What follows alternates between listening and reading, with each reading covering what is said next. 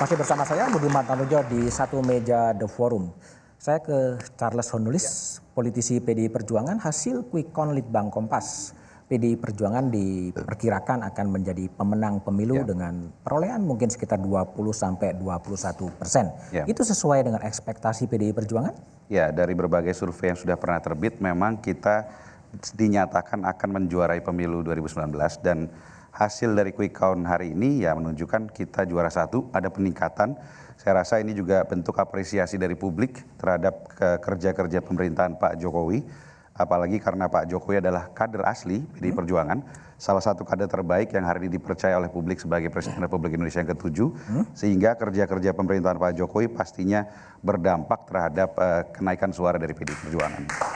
Oke, Bung Lukman Edi, PDI Perjuangan PKB cukup signifikan juga suaranya. Apakah itu juga sesuai dengan ekspektasi dari PKB atau karena kotel efek dari Kiai Ma'ruf Amin? Ya memang bukan pekerjaan mudah untuk mempertahankan eksistensi partai politik di parlemen. Ya. Paling tidak kami punya 3 modal.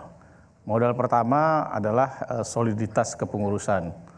Ya, hampir 10 tahun ini kita tidak ada konflik-konflik yang berarti, solid sampai di tingkat bawah, dan itu direspon secara positif oleh publik. Ya, kami juga pernah merasakan PKB itu ketika terjadi konflik itu separuh hilang.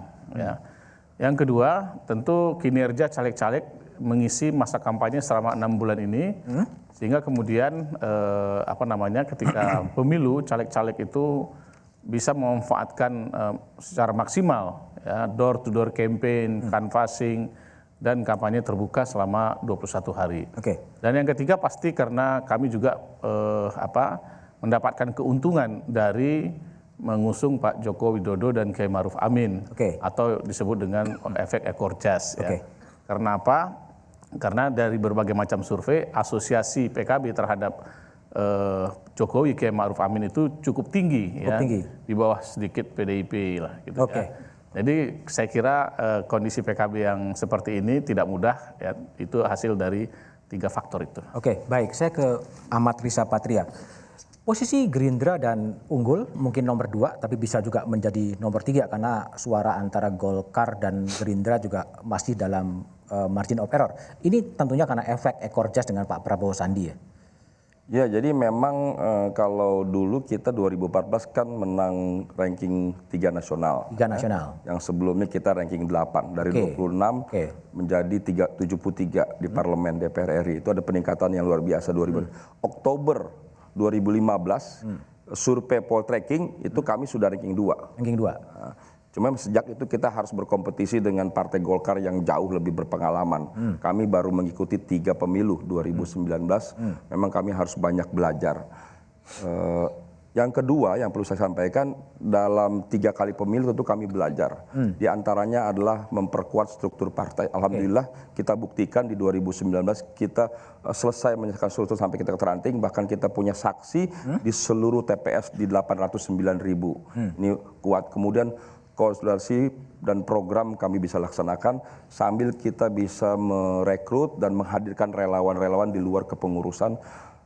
Ini juga yang meyakini kami, terlebih memang kami punya capres seperti PDIP dan PKB punya wapres, itu juga memang harus diakui itu memberi keuntungan.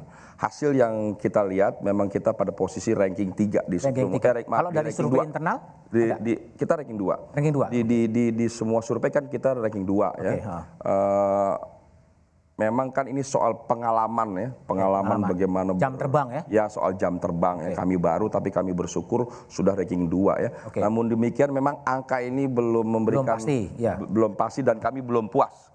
Karena ekspektasi kami jauh lebih tinggi dari angka yang ada. Tidaknya kami berharap mendekati angka 20%. Baik. Berbicara soal jam terbang, sebetulnya kita berbicara soal sosok Priyo Budi Santoso yang pernah berada di Golkar tapi kemudian pindah ke Partai Berkarya.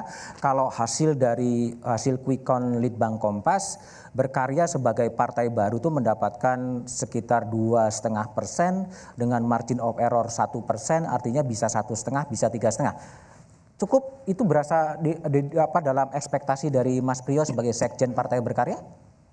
Ekspektasi kami semua keluarga besar Partai Berkarya, termasuk saya sebagai sekjen, sudah tentu lolos dari threshold. Lolos dari threshold. Mudah-mudahan ini potret ini meskipun kami menghormati, ya kami masih meyakini karena nanti ada hitungan manual. Ini Partai Berkarya bisa lolos di atas 4%. Dan ini yang merupakan doa kita bersama. Sebagai partai baru, dibanding dengan yang lainnya ya kita bersyukur ya. Di antara yang kemarin dianggap 0,0, ternyata kami melompat menjadi 2, sekian itu. Dan ini kalau nanti margin errornya nanti malah siapa tahu berubah begitu ya. Oke. Itu bisa aja 4% gitu. Bisa 4%. Ya, ini sesuatu segala terjadi. Saya sendiri tetap mengatakan menghormat hasil quick count atau hitung cepat ini, tapi kan hitungan itu bisa salah. Bisa salah. Itu bikinan ilmu pengetahuan, bikinan manusia. Oke. Meskipun kita Jadi nunggu KPU ya. nggak boleh terkecoh seolah-olah itu menjadi patokan yang kita dewa-dewakan. Oke. Baik pileg maupun penting juga untuk pilpres. Jadi kita tetap lebih baik menunggu dan insya Allah segala sesuatu bisa akan terjadi. Oke, Karena baik. hitungan itu. Saya minta pandangan Mas Komar. Mas Komar, kalau dari hasil pileg tampaknya ada partai-partai lama ya yang mungkin tidak lolos parliamentary threshold, misalnya soal Hanura. Apa yang Anda baca dari hasil quick count Litbang Kompas dan juga quick count lembaga-lembaganya soal perolehan suara dari partai politik? Ya, pertama membuat partai baru itu berat sekali ya. Berat sekali. Berat sekali. Mendingan yang lama diperbaiki saja. Oke. Nah, yang kedua gini ingin saya lihat ya. Parpol itu punya kewenangan membuat kebijakan publik yang besar sekali di Indonesia ini. Dan kedua, dia punya agenda besar mendewasakan demokrasi. Tapi problemnya adalah saya kok kurang percaya iklim demokrasi tumbuh dalam tubuh parpol. Dan kedua, orang luar tidak punya akses untuk juga mengaudit, memeriksa kehidupan parpol, rekrutmennya, keuangannya dan sebagainya. Padahal dia nanti tugasnya legislatif itu menegakkan etika, mengawasi kebijakan publik. Oke. Tapi dalam dirinya sendiri budaya nilai itu tidak tumbuh. Oke. Ini yang menjadi perhatian saya. Makanya saya masih menunggu dan juga agak pesimis, maaf saja ya. Apakah caleg-caleg yang lolos di sana nanti mampu nggak nantinya untuk ikut legislator. membuat undang-undang pengawasan, padahal banyak sekali hal-hal yang harus ditinjau ulang ke depan itu. Ini saya harapan dan sekaligus keraguan pada legislator yang lolos di Senayan itu. Oke, baik. Prof. Hamdi Muluk, apa yang Prof lihat dari hasil quick count soal banyak partai-partai baru sebetulnya yang memang kemudian belum berhasil untuk menembus parliamentary threshold itu sendiri? Ya, ada juga persoalan kedikenalan, ya. Ketidakdikenalan. Jadi perlu waktu untuk mengenalkan partai itu ke publik. Jadi saya baca hasil survei itu, partai-partai baru itu memang tidak cukup waktu untuk mensosialisasikan keseluruhan sosoknya, termasuk juga tentu caleg-calegnya, kader, visi misi dan seterusnya, apa yang dia mau lakukan kepada publik.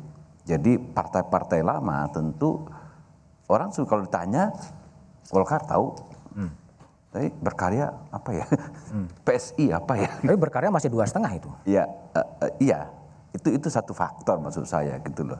Kalau kita belajar dari Nasdem itu, menurut saya Nasdem itu pinter gitu. Jadi dia kan 5 tahun sebelumnya itu memulai dari ormas. Jadi dia dengan nama yang sama, begitu setelah cukup dikenal oleh publik, dia masuk ke gelanggang elektoral. Nah jadi itu problem-problem yang kedua juga mungkin ada juga misalnya partai lama, tapi juga tidak mendapatkan respon yang bagus, misalnya PBB, Hanura, PKPI. Saya kira ini problemnya adalah konsolidasi di internal di dalam. Itu yang tadi Mas Komar katakan, tidak mudah kan mengelola partai politik secara profesional gitu. Karena kalau di dalamnya konsolidasinya buruk, tentu kerja-kerja partai ke masyarakat itu juga terganggu. Gitu. Jadi saya kira kita harus melihat dari dua sisi itu gitu. Oke, baik. Oke, hasil pilpres melalui quick count sudah disampaikan, hasil pileg juga disampaikan, menjadi pekerjaan rumah bagi kita, bagi para elit, kemudian untuk bagaimana meredakan suhu politik, jawabannya setelah jeda berikut ini.